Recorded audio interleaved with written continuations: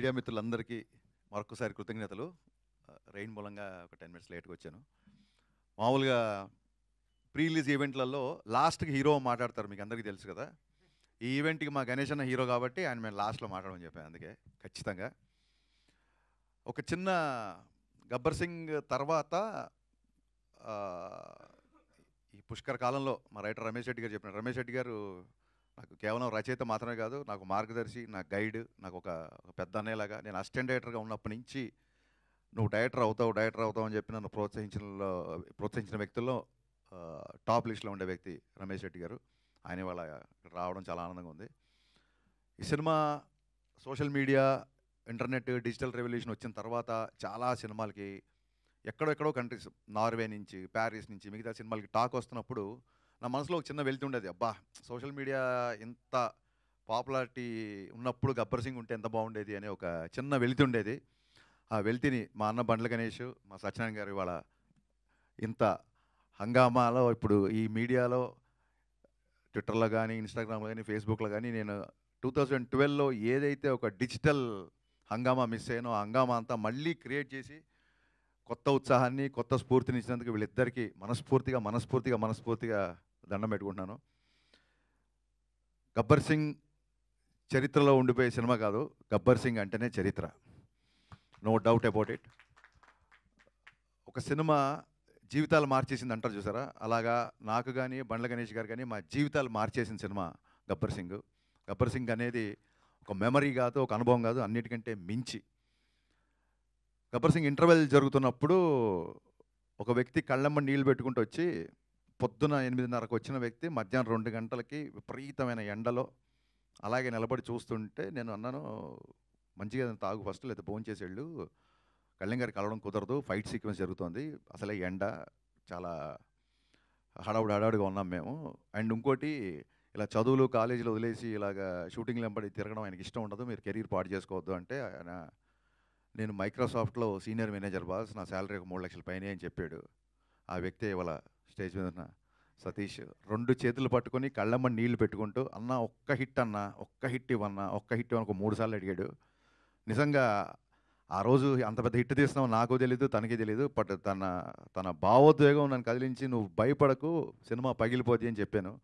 ఏ ముహూర్తాన దేవతలు తదాస్తన్నారో తెలీదు, సినిమా మేము ఊహించిన దానికంటే చాలా చాలా పెద్ద సక్సెస్ అయింది. సినిమా అప్పట్లో 2012లో ఒక సోషల్ మీడియాలో ఒక చిన్న నానుడు ఉండేది, సినిమా బాగుంటే హిట్ అంటారు, చాలా బాగుంటే సూపర్ హిట్ అంటారు, అంతకు మించి ఉంటే బ్లాక్ బాస్టర్ అంటారు, దాన్ని కూడా మించిపోతే దాన్ని గబ్బర్ సింగ్ అంటారు అని చెప్పి అప్పట్లో సోషల్ మీడియాలో బాగా ఫ్యాన్స్ రాశారండి. మళ్ళీ నా అకౌంట్లో వేయకండి ఇది ఫ్యాన్స్ అన్న మాట ఇది.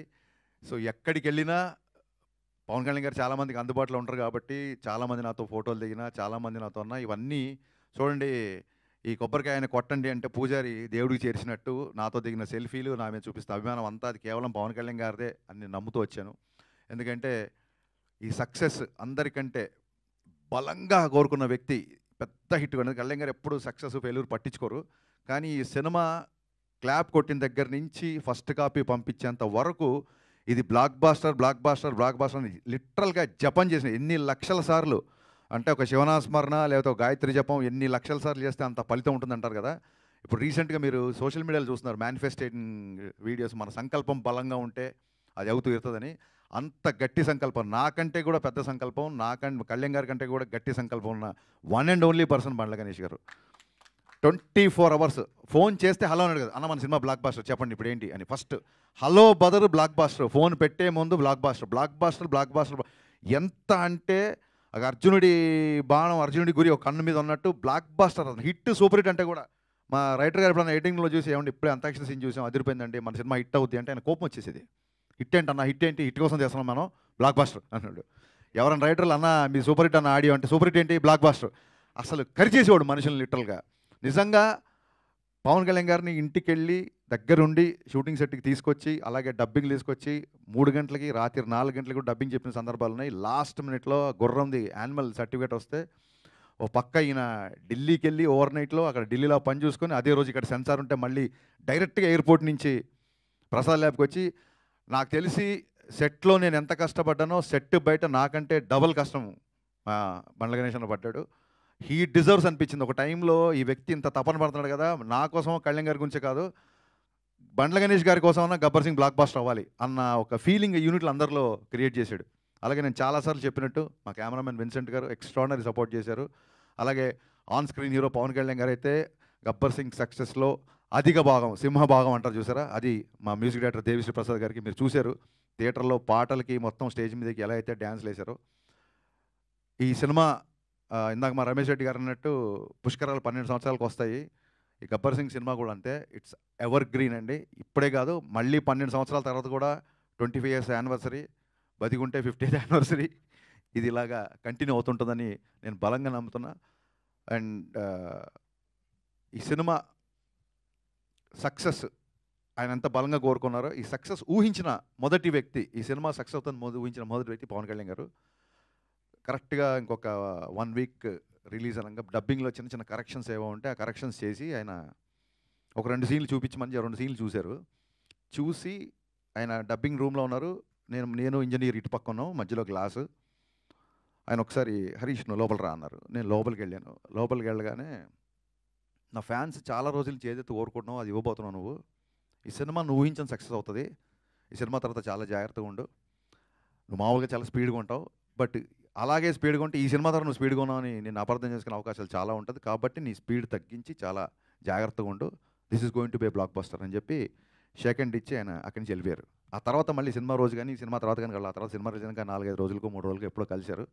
కలిసి బాగున్నావా, అందరు హ్యాపీనా, ఫ్యాన్స్ హ్యాపీనా అన్నారు తప్ప ఎంత కలెక్ట్ చేస్తుంది, ఏ రికార్డ్ కొడుతుంది, ఎక్కడ కలెక్షన్స్, ఎన్ని కోట్లు ఏంటి, ఒక్క మాట కూడా ఆయన ఎత్తలేదు.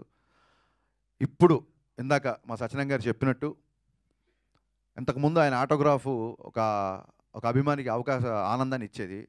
ఇప్పుడు ఆటోగ్రాఫ్కి ఒక పవర్ ఉంది, ఆ సంతకానికి ఒక విలువ ఉంది. ఆ సంతకం కొంతమందికి కేవలం ఆనందమే కాదు, కొన్ని జీవితాలు మార్చబోతుంది, కొంతమందికి జీవనోపాధి క్రియేట్ చేస్తుంది. అంత పవర్ఫుల్, అంత శక్తి ఆ సంతకానికి ఇచ్చిన ఆ భగవంతుడికి, దాన్ని నిర్విరామంగా కృషి చేస్తున్న మన డిప్యూటీ సీఎం పవన్ కళ్యాణ్ గారికి, ఎంటైర్ గబ్బర్ సింగ్ యూనిట్ తరఫున మనస్ఫూర్తిగా జన్మదిన శుభాకాంక్షలు చెప్తూ, long live Pawan Kalyan. Thank you.